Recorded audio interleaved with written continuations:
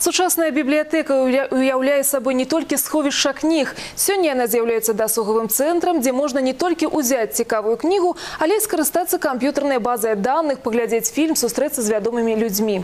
У Барановицкой центральной библиотецы поспехом користаюцца и настольные книги.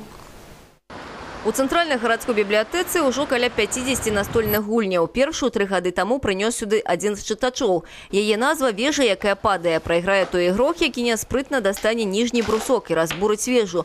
Гульня простая, але яе вельмі любяць і дзеці, і дарослыя.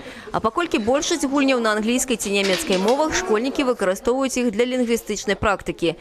Ілля Малафей не проста прыходзіць сюды за кнігамі, ён з задавальненнем садзіцца за гульню. Больш за тое, выступае ў якасці валанцёра, навучая жадающих настольным гульням. Я занимался усиленно, скажем так, английским языком и интересовался. И то, что здесь есть много литературы на английском именно и периодическая печать, то есть журналы, мне это было изначально очень интересно.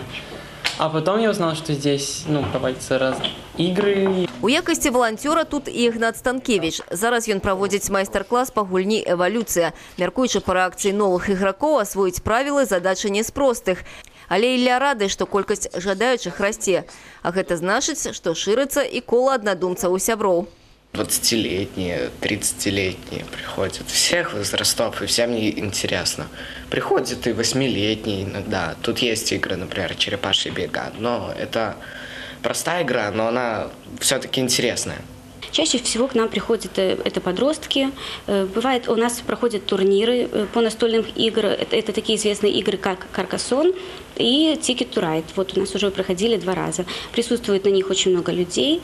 Все веселятся, развлекаются, всем нравится.